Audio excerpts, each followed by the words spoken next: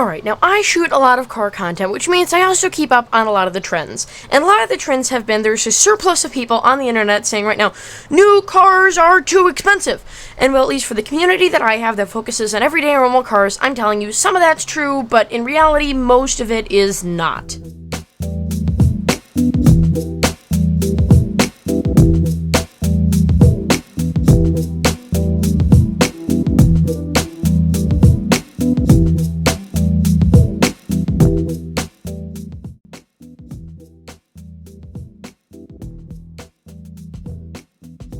Alright, so for the setup of this video, I'm going to do something a little bit different. It's going to be like a call and response. I'm going to introduce the theory, or, the idea that's been spreading around, and then I'm going to debunk it in my own special way. Starting off with the fact that cars are getting bigger. Everyone loves saying this. Cars are just getting so much bigger and taller and heavier and unmanageable. And the thing is, they're right, but not right. You see, cars look bigger, but at the same time, they're actually about the same size. And I know that may be hard for you to hear, but I have proof. Those two cars you just looked at, mainly a 2015 Toyota RAV4, and this is a 2017, same generation, doesn't really matter, and a 2021 to 2026 Toyota Highlander, those were the two cars that we were looking at. These are those exact same two cars on Car Size, which is a very reputable source.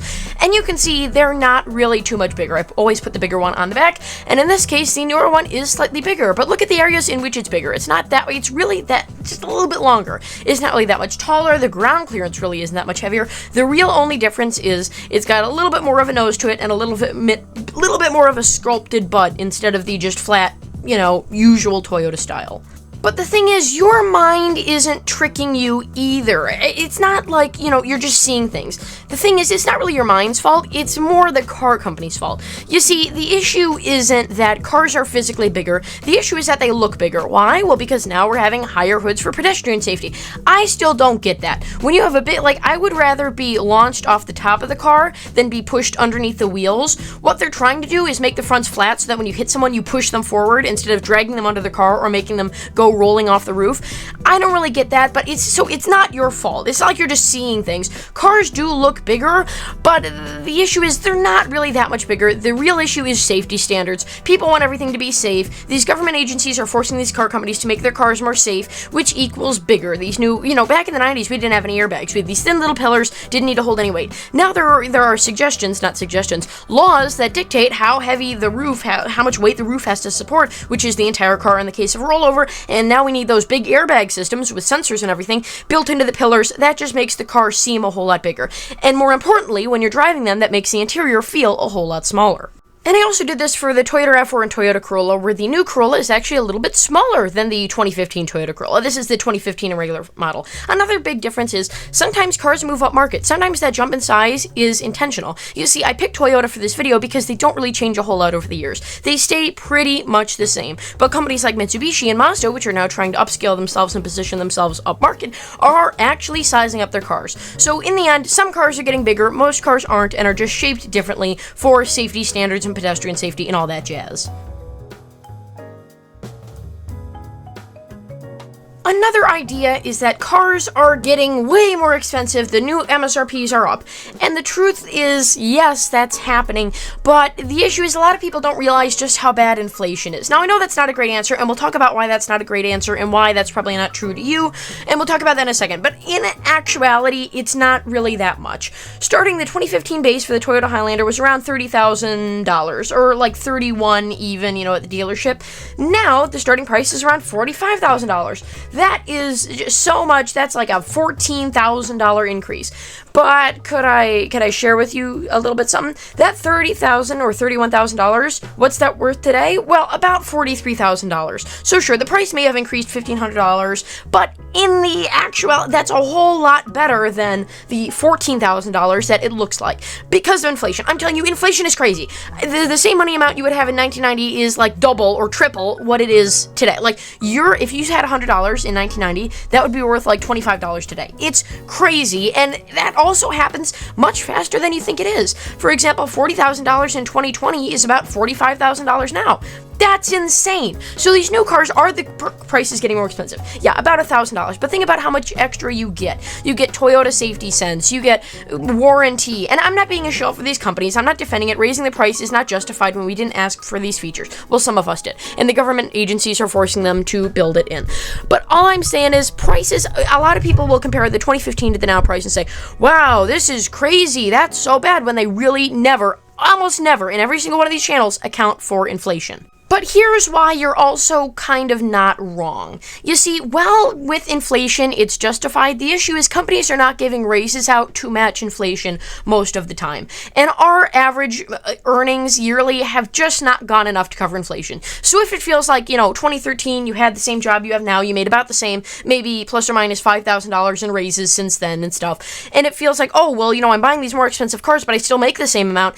That's just something we're going through in America and really all over the world. Inflation is just crazy, and jobs can keep up, but they choose not to, and that's something we're dealing with. So it's kind of like it's working at a double level here. So essentially, you're getting paid less than you should, which makes it feel like the same amount, when really it's not in the same economy. But for the businesses, it's genius. I mean, you get to pay people less and then say, well, actually, you're getting paid more. It's fantastic. As soon as a lot of things seem unreasonable today, but if you just account for inflation, it's really not, except for what we get paid and how the average wage is just stagnated. Now, keep in mind, this isn't because the companies are evil or anything. Think about how much extra stuff is mandated to put in a car, compared to a Geo Metro to a Mitsubishi Mirage. It's got to have airbags everywhere, sensors, everything. And you want to know who eats the cost? It's not the buyer. They don't raise the prices on the buyer.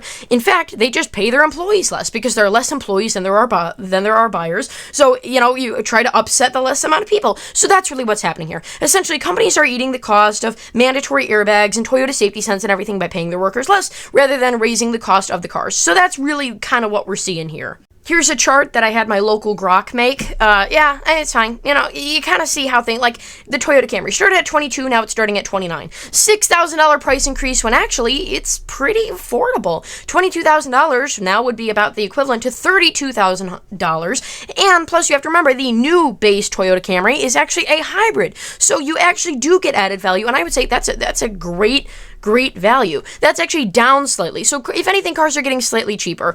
What the graph you're really mad at is not this one. It's not showing the increase and all this stuff. This is not what you should be upset about. What you should be upset about is this. This is what you should be mad at. Now, the way to ruin anything fun is getting political.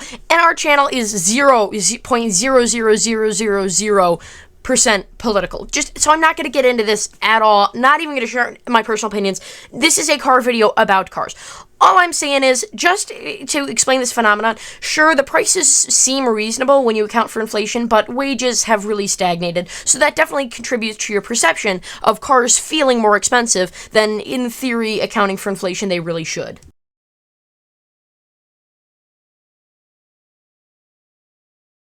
Now, those were pretty much the two only things we're going to cover today, but I just want to close out with some other things to think about, and that is this channel. You see, a lot of people put, thoughts or opinions or things on me that I really don't actually have. So look at the history of the channel. I have never once said you should be mad that the new prices of cars are, ridiculous. I have never once said, and I have acknowledged this. I have acknowledged that cars are getting slightly bigger, and the RAV4 is filling the Highlander shoes, and the Highlander is filling the Land Cruiser shoes, and that does happen about catch-all cars and stuff. But what I have never really said is that cars are getting substantially, crazily bigger. What I have said is, cars are being built cheaper, and they're probably not worth the new money they're worth today, and that they're stopping making small cars. Because think about it, this is what really matters. What doesn't matter is the price increase, maybe $1,000 accounting for inflation, which I did mention, I believe, in one of those videos. The two videos on the top are the ones talking about how cars are getting progressively worse, and about some of the old technologies we've abandoned. I think I definitely mentioned it in the new one, the 2-week-old one. The 1-year-old one, which just really wasn't that great,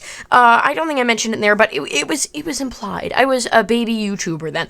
What I'm saying is, I've never really said, the prices are crazy, you should be super upset about this. What I've said is that the price increases aren't worth your money. Because, I said these companies, a lot of times what they do is they just lower the wages of the workers to account for the new mandates and stuff that our government puts on them.